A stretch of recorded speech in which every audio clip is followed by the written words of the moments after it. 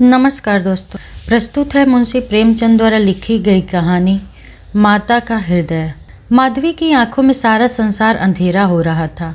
कोई अपना मददगार न दिखाई देता था, कहीं आशा की झलक न थी। उस निर्धन घर में वह अकेली पड़ी रोती थी और कोई आंसू पोंछने वाला न था। उसके पति को मरे हुए 22 वर्ष हो गए थे। घर में कोई संपत्ति न थी। उसने न जाने किन किन तकलीफ़ों से अपने बच्चे को पाल पोसकर बड़ा किया था। वही जवान बेटा आज उसकी गोद से छीन लिया गया था। और छीनने वाले कौन थे? अगर मृत्यु ने छीना होता तो वह सब्र कर लेती। मौत से किसी को द्वेष नहीं होता, मगर स्वार्थियों के हाथों यह अत्याचार असह्य हो रहा था। इस घोर संताप की दशा में उसका जी रह रहकर इतना विकल हो जाता कि इसी समय चलूं और उस अत्याचारी से इसका बदला लूं जिसने उस पर यह निष्ठुर आघात किया है। मारूं या मर जाऊं, दोनों ही में संतोष हो जाएगा। कितना सुंदर, कितना होनहार बालक था। यही उसके पति की निशानी, उसके जीवन का आधार, उसकी उम्र भर की कमाई थी। वही लड़का इस वक्त जेल में पड़ा न जाने क्या क्या तकलीफ़ें झेल रहा होगा। और उसका अपराध क्या था? कुछ नहीं। सारा मोहल्ला उस पर जान देता था। विद्यालय के अध्यापक उस पर जान देते थे। अपने बेगाने सभी तो उससे प्यार करते थे। कभी उसकी कोई शिकायत सुनने ही में नहीं आई। ऐसे बालक की माता होने पर अन्य माताएं उसे बधाई देती थीं। कैसा सज्जन, कैसा उदार, कैसा परमार्थी। खुद भूखों सो रहे, मगर क्या मजाल कि द्वार पर आने वाले अतिथि को रूखा जवाब दे। ऐसा बालक क्या इस योग्य था कि जेल में जाता? उसका अपराध यही था, वह कभी कभी सुनने वाले को अपने दुखी भाइयों का दुखड़ा सुनाया करता था।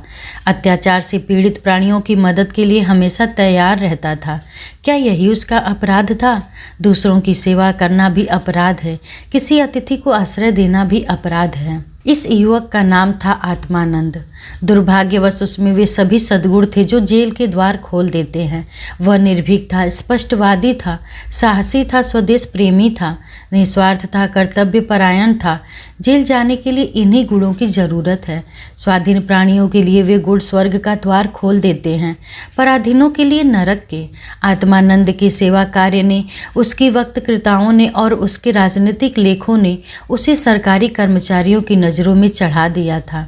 सारा पुलिस विभाग नीचे से ऊपर तक उससे सतर्क रहता था। सबकी निगाहें उस पर लगी रहती थी।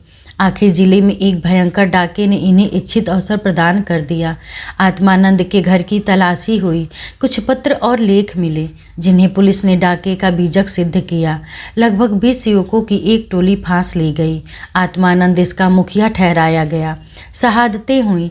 इस बेकारी और गिरानी के ज़माने में आत्मा से ज़्यादा सस्ती और कौन वस्तु हो सकती है? बेचने को और किसी के पास रह ही क्या गया है? नाम मात्र का प्रलोभन देकर अच्छी से अच्छी शहादतें मिल सकती हैं, और पुलिस के हाथ पड़कर तो निकृष्ट से निकृष्ट गवाहियाँ भी देववाड़ी का महत्व प्राप्त कर लेती हैं। शहादतें मिल गईं। महीने भर तक मुकदमा चला।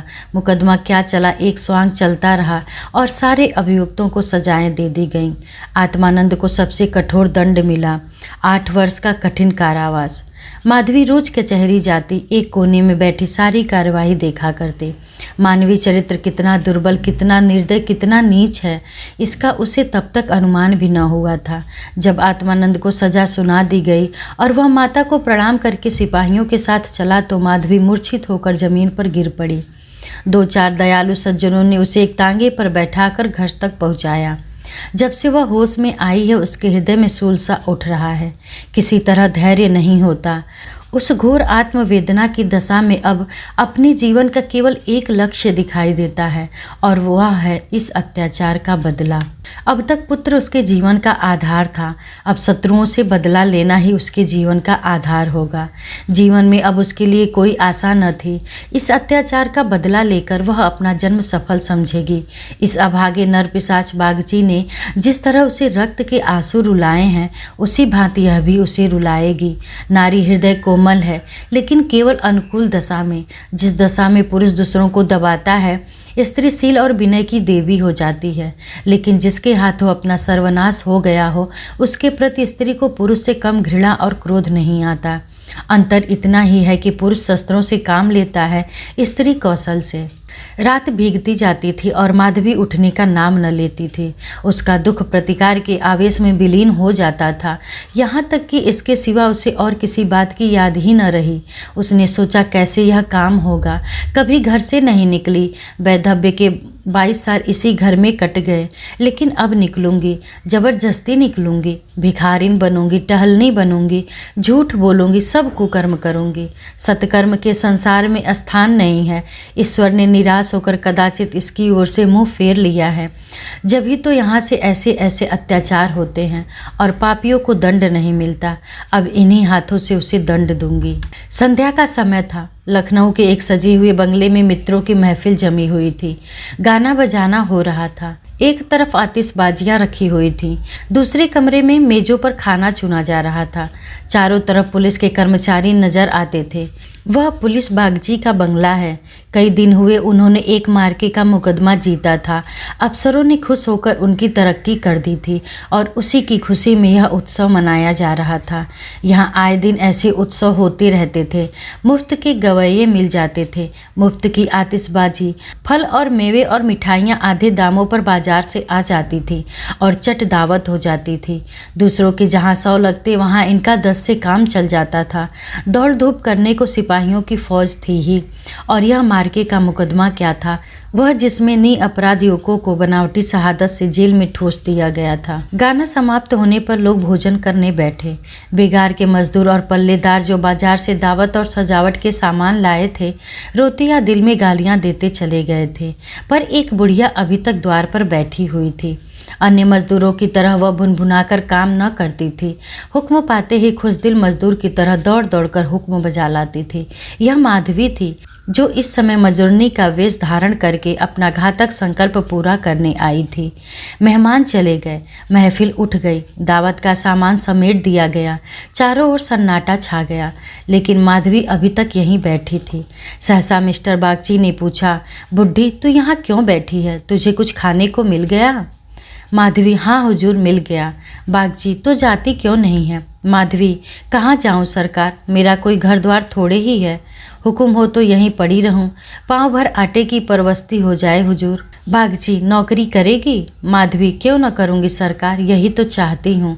बागजी, लड़का खिला सकती है? माधवी, हाँ हुजूर, वह मेरे मन का काम है। बागजी, अच्छी बात है, तू आज ही से रह जा, घर में देख, जो काम बताए वह कर।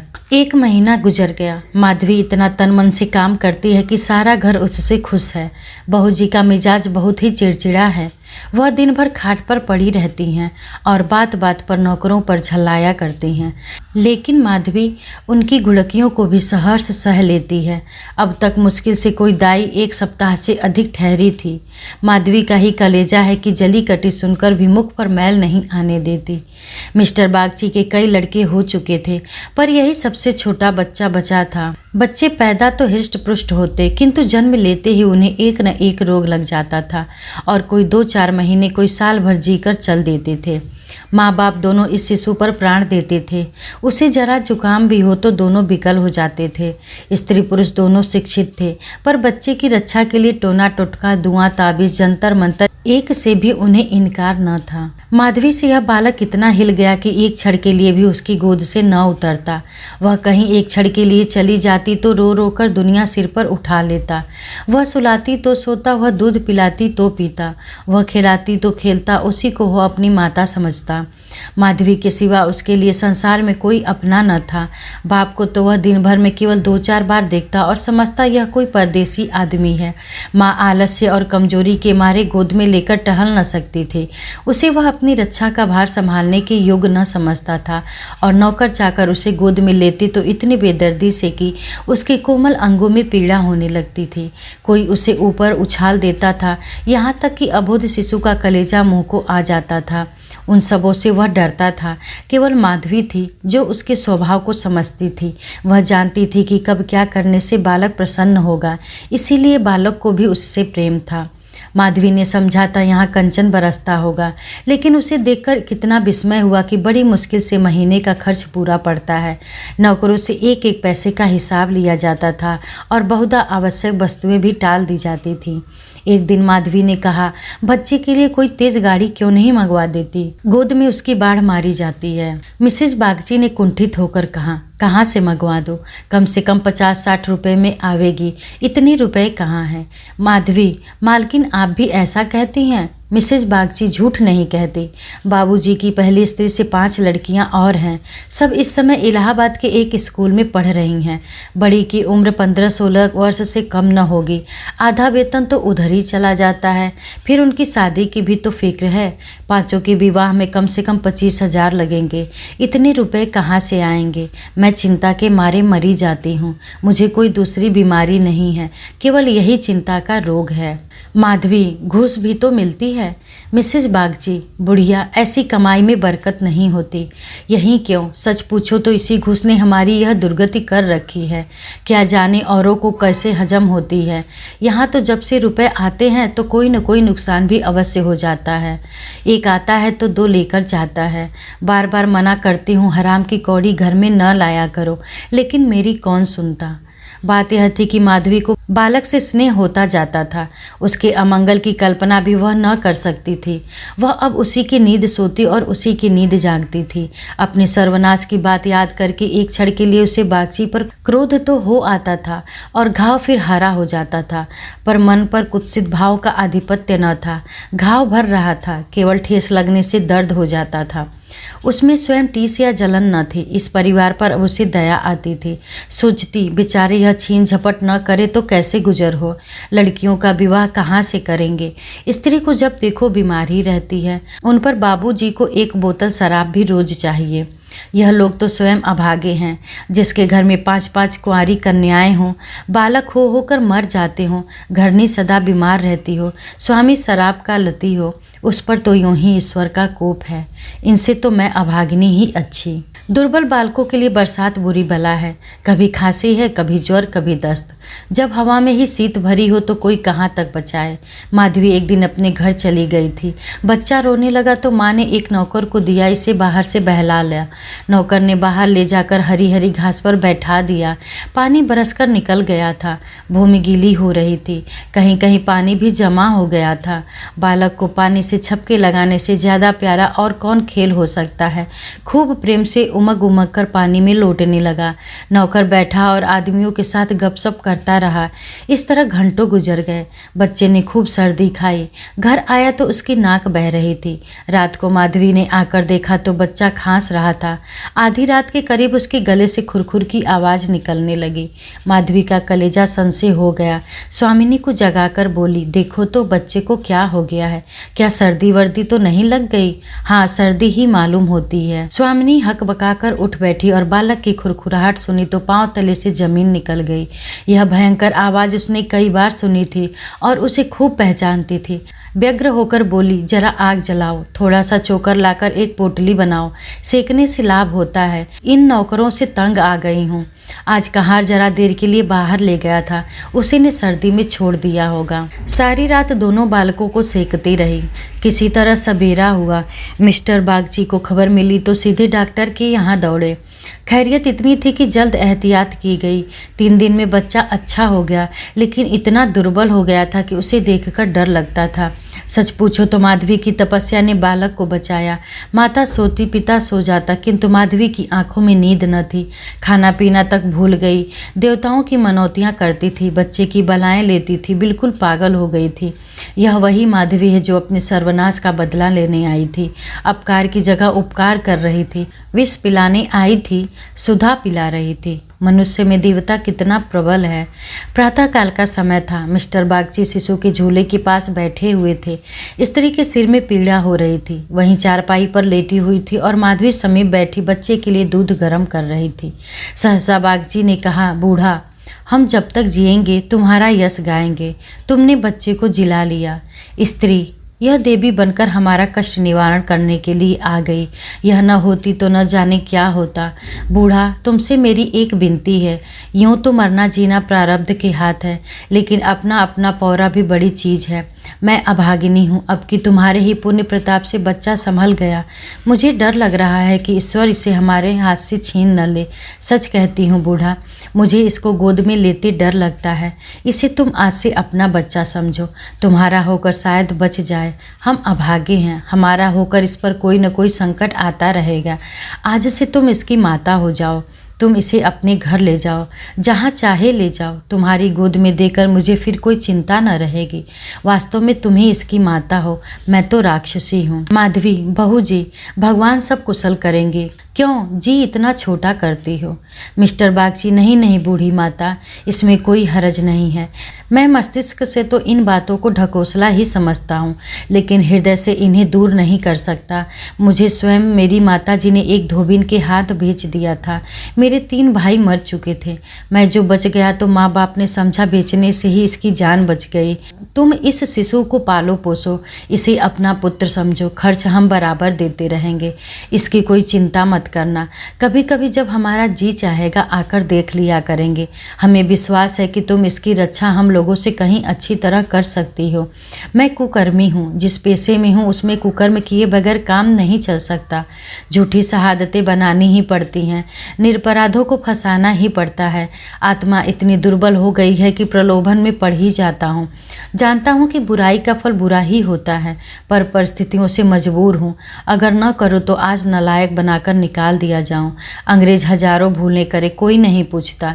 हिंदुस्तानी एक भूल भी कर बैठे तो सारे अफसर उसके सिर हो जाते हैं। हिंदुस्तानियों को तो कोई बड़ा पद न मिले वही अच्छा। पद पाकर तो उनकी आत्मा का पतन हो जाता है। उनको हिंदुस्तानियत का दोष मिटाने के लिए कितनी ही ऐसी बातें करनी पड़ती हैं जिनका अंग्रेज के दिल में कभी ख्याल ही पैदा नहीं हो सकता। तो बोलो, स्वीकार करती हो? माधवी गदगद होकर बोली, बापूजी, आपकी इच्छा है तो मुझसे भी जो कुछ बन पड़ेगा आपकी सेवा कर दूंगी। भगवान बालक को अमर करे, मेरी तो उनसे यही विनती है। माधवी को ऐसा मालूम हो रहा था कि स्वर्ग के द्वार सामने खुले हैं और स्वर्ग की देवियां अंचल फैला फैला कर आशीर्वाद दे रही हैं। मानो उसके अंतस्थल में प्रकाश की लहरें सी उठ रही हैं। इस स्नेहमय सेवा में कितनी शांति थी। बालक अभी तक चादर ओढ़े सो रहा था।